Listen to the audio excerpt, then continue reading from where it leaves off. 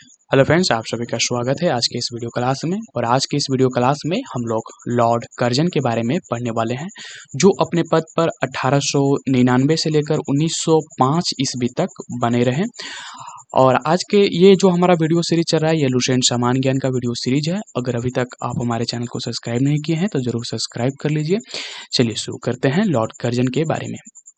देखिए 1899 में Lord Curzon ने भारतीय टंकण और पत्र मुद्रा अधिनियम पारित कराकर अंग्रेजी स्वर्ण मुद्रा को भारत की कानूनी मुद्रा घोषित कर दिया।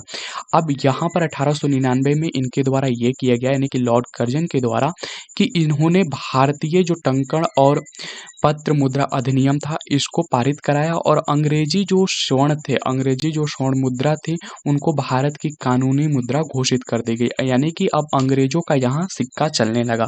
पहले सिर्फ अंग्रेजों का राज्य चलता था, अब यहाँ पर सिक्का भी अंग्रेजों का चलने लगा। देखिए, भारतीय टंकण और पत्र मुद्रा अधिनियम का मतलब है कि जो पैसा मतलब जो सिक्के होते हैं, जो रुपए होते हैं, उनको छापने और उनको संचालित करने का जिसमें नियम बनाया गया हो, उसी को भारतीय टंकण और पत्र मुद्रा अधिनियम यही था। ठीक है, यानी कि ऐसा अधिनियम जिसमें भारतीय मुद्रा को छापना और मतलब भारत में जो मुद्रा चलेंगी उनके बारे में यहाँ पर नियम और उनको किस तरह से संचालित किया जाएगा, ये सारी व्यवस्थाएं। चलिए आगे नेक्स्ट देखते हैं। शासन की कार्य क्षमता के आधार पर लॉर्ड कर्जन ने रिपन द्वारा स्थापित स्थानीय स्वशासन की प्रणाली पर आघात किया और 1899 में कलकत्ता कॉरपोरेशन अधिनियम बनाया। देखिए, लॉर्ड कर्जन ने दूसरा काम 1899 में ये किया कि इसने जो स्थानीय स्वशासन की प्रणाली स्थापित किया गया था लॉर्ड रिपन के द्वारा, उसको यहाँ पर क्या करता है, उसको परिवर्तित करता है, उसमें कुछ चेंजेस लाता है। देखिए, जो लॉर्ड रिपन था उसने स्थानीय स्वशासन को मतलब महत्व दिया था। यहाँ पर यह था स्थानीय स्वशासन में कि जो स्थानीय लोग थे वह शासन में भाग ले सकते थे, लेकिन कर्जन ने उसमें बदलाव किया और कलकत्ता कॉरपोरेशन अधिनियम बनाया। कलकत्ता कॉरपोरेशन अधिनियम में यह समाधान किया गया कि जो अंग्रेजों की जो उसमें प्रधानता हो वो बढ़े, अंग्रेजों की उसमें संख्या बढ़े। तो इन सारी चीज़ों को यहाँ पर ध्यान दिया गया कलकत्ता कॉरपोरेशन अधिनियम में, जो कि लॉर्ड कर्जन के द्वारा 1899 में बनाया गया। चलिए नेक्स्ट आगे देखते हैं। कर्जन ने सन 1901 ईस्वी में सर कॉलिन स्टॉक मॉनक्रिफ की अध्यक्षता में एक सिंचाई आयोग टॉम्स। देखिए, यहाँ पर एक सिंचाई आयोग यहाँ पर लॉर्ड कर्जन के द्वारा 1901 ईस्वी में बनाया जाता है। किसके अध्यक्षता में? सर कार्लिन स्टॉक मॉनक्रिफ के अध्यक्षता में। इनके अध्यक्षता में क्या बनाया जाता है? सिंचाई आयोग। ठीक है, और उसके बाद थॉमस रॉबर्टसन की अध्यक्षता में एक रेलवे आयोग बनाया जाता है। 1902 में सर एंड्रयूड फ्रेजर की अध्यक्षता में एक पुलिस आयोग बनाया जाता है और सर थॉमस रेले की अध्यक्षता में विश्वविद्यालय आयोग की स्थापना की जाती है।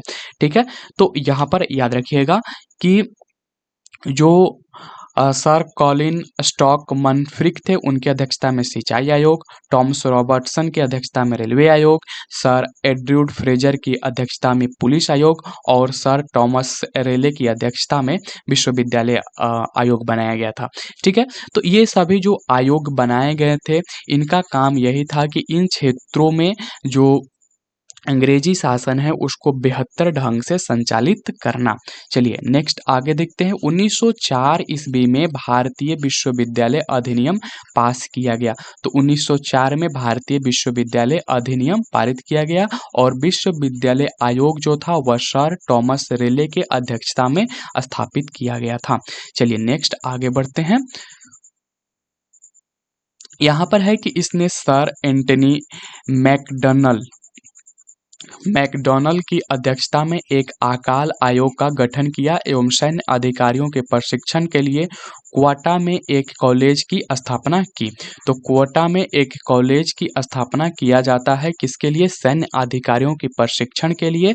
साथ ही साथ अकाल आयोग यानी कि अकाल पर जो भी निरीक्षण है, अध्ययन है, उनके लिए एक समिति का गठन किया जाता है, एक आयोग का गठन किया जाता है जो सर एंटनी मैकडॉनल की अध्यक्षता में किया जाता है। चलिए नेक्स्ट आगे बढ़ते हैं। प्राचीन स्मारक परीक्षण अधिनियम 1904 ईस्वी के द्वारा कर्जन ने भारत में पहली बार ऐतिहासिक इमारतों की सुरक्षा एवं मरम्मत की ओर ध्यान दिया और इस कार्य के लिए कर्जन ने भारतीय पुरातत्व विभाग की स्थापना की। तो जो भारतीय पुरातत्व विभाग है इसकी स्थापना लॉर्ड कर्जन के द्वारा किया गया था। 1904 ईस्वी में इसने एक अधिनियम बनाया था जिसके तहत इन्होंने प्राचीन स्मारक जो कि भारत में प्राचीन स्मारक जो प्राचीन सब इमारतें थी, जो प्राचीन धरोहरें थी, उनकी सुरक्षा और मरम्मत की ओर इन्होंने ध्यान दिया और इसी के लिए उन्होंने भारतीय पुरातत्व विभाग की स्थापना की। कर्जन के समय 1904 में सहकारी उधार समिति अधिनियम बनाया गया जिसके द्वारा सहकारी समितियों की स्थापना करके किसानों को उचित ब्याज पर रुपया कर्ज देने की व्यवस्था की गई।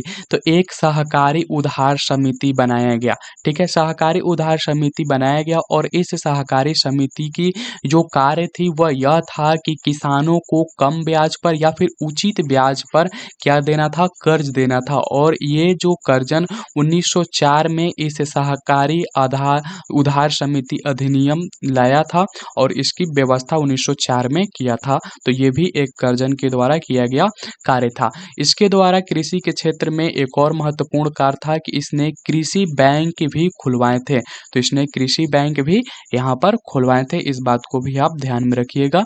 इसने 1901 में कृषि इंस्पेक्टर जनरल की नियुक्ति भी की। तो कृषि के क्षेत्र में यहाँ पर कुछ इसने महत्वपूर्ण कदम उठाए थे जिसको एक बार फिर से देख लेते हैं। जैसे कि 1904 में इसने सहकारी उधार समिति अधिनियम बनाया, इन्होंने एक कृषि बैंक भी खुलवाया और 1901 में इन्होंने कृषि इंस्पेक्टर जनरल की नियुक्ति भी की। इसी के समय 1905 ईस्वी में पूसा में एक कृषि अनुसंधान संस्थान भी खोली गई थी। कृषि अनुसंधान संस्थान का मतलब ये होता है कि जैसे कि फसलों के बारे में अध्ययन करना, फसलों में होने वाले रोग और उनके रोकथाम के जो कारण हैं, जो उनके लिए जो उपयुक्त अध्ययन है वो करना कृषि अनुसंधान संस्था में किया जाता है। और इसके लिए 1905 में यहाँ पर कर्जन ने पूसा में एक कृषि अनुसंधान संस्था खोली थी। आगे नेक्स्ट बढ़ते हैं। कर्जन के समय ही पहली बार प्रत्येक प्रांत और केंद्र स्तर पर एक निदेशक के अधीन एक पृथक गुप्तचर विभाग की स्थापना की गई। तो यहाँ पर एक गुप्तचर विभाग की भी स्थापना की जाती है, ठीक है, जो कि प्रत्येक प्रांत और केंद्र के स्तर पर कार्य करता था, ठीक है, निदेशक के अधीन हुआ करता था। और यह पृथक गुप्तचर यानी कि ये जो विभाग होते थे उन विभागों से अलग एक विभाग बनाया गया जो कि गुप्तचर विभाग के रूप में काम करते थे और इसकी स्थापना कर्जन के द्वारा किया गया। गुप्तचर विभाग किसी भी संस्था या फिर किसी भी केंद्र के अंदर या किसी भी संरचना के अंदर हो रहे जो गड़बड़ी है उनका ये पता लगाते हैं, चाहे धोखाधड़ी हुआ, चाहे घूसखोरी हुआ, इन सारी चीज़ों का गुप्तचर विभाग पता लगाता है और फिर उस पर जो भी उचित हो वह कार्रवाई करता है। चलिए नेक्स्ट आगे बढ़ते हैं। लॉर्ड कर्जन के समय में किचनर परीक्षा को सैनिक प्रशिक्षण में शामिल करके सेना की युद्ध क्षमता को बढ़ाया गया। तो यहाँ पर जो किचनर परीक्षा था इसको कर्जन के समय में लागू किया गया और इसको इसलिए लागू किया गया ताकि जो सैनिक थे उनकी युद्ध क्षमता बढ़े। किचनर एक सेनानायक था जो कि ब्रिटिश सेनानायक था और उसी के आधार पर उसके यानी कि उसके सुझाव के आधार पर यह परीक्षा को तैयार किया गया था। तो इसीलिए इसको किचनर परीक्षा के नाम से जाना जाता है। चलिए नेक्स्ट आगे बढ़ते हैं। इसी के कार्यकाल के दौरान कलकत्ता में विक्टोरिया मेमोरियल हॉल का निर्माण किया गया। तो जो कोलकाता में विक्टोरिया मेमोरियल हॉल का निर्माण किया गया वह लॉर्ड कर्जन के इसी के मतलब कार्यकाल में हुआ था, ठीक है। कर्जन के कार्यकाल में। नेक्स्ट आगे बढ़ते हैं लॉर्ड कर्जन के कार्यकाल में। अब देखिए यहाँ पर कर्जन अ, ये जो कलकत्ता ये जो कलकत्ता में विक्टोरिया मेमोरियल था, यह भी लॉर्ड कर्जन के कार्यकाल में हुआ था। इस हॉल का निर्माण हुआ था। चलिए नेक्स्ट आगे बढ़ते हैं। कर्जन ने भारत विरोधी कार्यों में सर्वाधिक महत्वपूर्ण कार्य था। देखिए यहाँ पर भारत विरोधी कार्यों में जो सबसे बड़ा इसने काम किया था, यानी कि जो भारत के अहित था, यानी कि भारत के हित में नहीं था, वो उसके उसके दृष्टि से यहाँ पर जो इसने सबसे बड़ा काम किया था वो ये किया था कि 1905 ईस्वी में बंगाल का इसने विभाजन किया, जो कि भारत के लिए भारत विरोधी था। ठीक है, तो 1905 ईस्वी में बंगाल का विभाजन लॉर्ड कर्जन के कार्यकाल में होता है।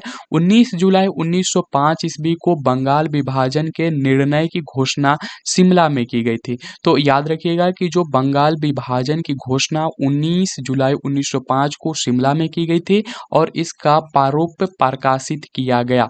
प्रारूप प्रकाशित का मतलब ये हुआ कि वो ढांचा था जिसके आधार पर यहाँ पर बंगाल का विभाजन होगा, यानी कि किस तरह से बंगाल के विभाजन किए जाएंगे उसके बारे में यहाँ पर बताया गया था। ठीक है, चलिए नेक्स्ट आगे बढ़ते हैं। सितंबर 1905 में उसे सम्राट ने भी स्वीकृति दे दी। अब 1905 में इसे सम्राट ने स्वीकृति दे दी और 16 अक्टूबर 1905 को इस बंगाल विभाजन की योजना को लागू किया गया। तो 16 अक्टूबर 1905 को ही इसे लागू कर दिया गया। 19 जुलाई 1905 को जुलाई में यानी कि इसको घोषित किया जाता है विभाजन को, और अक्टूबर आते आते इस पर फैसला हो जाती है 16 अक्टूबर 1905 को।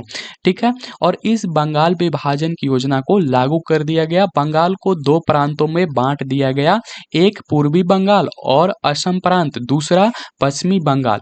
पूर्वी बंगाल का मुख्यालय ढाका में बनाया गया और लेफ्टिनेंट गवर्नर सर एड्रूड फ्रेजर को बनाया गया। तो वहां का जो लेफ्टिनेंट गवर्नर था वह एड्रूड फ्रेजर को बनाया गया।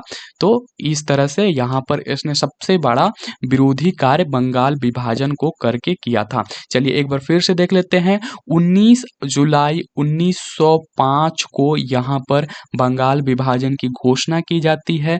साथ ही साथ 1950 में ही इसको सम्राट के द्वारा स्वीकृति मिल जाती है। 16 अक्टूबर 1905 को इसे पूर्ण कर दिया जाता है बंगाल विभाजन को, और इस तरह से बंगाल का विभाजन हो जाता है दो क्षेत्रों में। ठीक है, बंगाल का विभाजन दो क्षेत्रों में हो जाता है, एक पूर्वी बंगाल और एक पश्चिमी बंगाल। पूर्वी बंगाल के अंतर्गत असम का प्रांत भी आता है और पश्चिमी बंगाल, पूर्वी बंगाल और पश्चिमी बंगाल के रूप में बांट दिया जाता है बंगाल को यहाँ पर दो भागों में। पूर्वी बंगाल का जो मुख्यालय था उसे ढाका को बनाया गया, और अब यहाँ पर किया ये गया कि ढाका को बनाया गया तो एड्रूड फ्रेजर को वहां का लेफ्टिनेंट बना दिया गया। तो इस तरह से आप बंगाल विभाजन को यहाँ पर समझ सकते हैं। नेक्स्ट आगे बढ़ते हैं। गवर्नर जनरल की कार्यकारिणी के सैनिक सदस्य के अधिकारियों के प्रश्न पर कर्जन का प्रधान सेनापति किचनर से मतभेद हो गया, जिसमें भारत सचिव ने किचनर का पक्ष लिया। इससे असंतुष्ट होकर अगस्त 1905 में लॉर्ड कर्जन ने त्यागपत्र दे दिया। तो लॉर्ड कर्जन ने 1905 में अपने पद से त्यागपत्र दे दिया। क्यों दे दिया? क्योंकि इसका कुछ विवाद हो गया, और इस विवाद में जो पक्ष था, वो जो भारत सचिव का जो पक्ष था वह इसके विपक्षी को सहयोग कर दिया, जो कि किचनर था। देखिए यही किचनर था जिसके नाम पर यहाँ पर किचनर परीक्षा लिया जाता था, ठीक है, सेना में। तो ये जो किचनर था ये प्रधान सेनापति था, और इसी से इसका मतभेद हो जाता है, और मतभेद होने के कारण यहाँ पर विवाद उत्पन्न होती है, और विवाद होने पर ये जो फैसले होते हैं जो सचिव किचनर के पक्ष में चले जाते हैं, और इससे असंतुष्ट होकर यहाँ पर कर्जन क्या करता है, अपना त्यागपत्र दे देता है 1905 ईस्वी में। तो इस तरह से हम लोग लॉर्ड कर्जन को यहाँ पर पूरी तरह से पढ़ें, और ये हमारा आज का वीडियो यहीं पर हम समाप्त करेंगे, जिसमें हम लोग लॉर्ड कर्जन के बारे में पढ़े। नेक्स्ट वीडियो जो हमारा आने वाला है वह लॉर्ड मिंटो द्वितीय पर आएगा, जो कि 1905 से लेकर 1910 ईस्वी तक अपने पद पर बने रहे। ये हमारा लुसेंट सामान्य ज्ञान का वीडियो सीरीज चल रहा है। अगर अभी तक आप हमारे चैनल को सब्सक्राइब नहीं किए हैं तो जरूर सब्सक्राइब कर लीजिए। नेक्स्ट वीडियो में हम लोग लॉर्ड मिंटो द्वितीय के बारे में पढ़ने वाले हैं। तो मिलते हैं नेक्स्ट वीडियो में।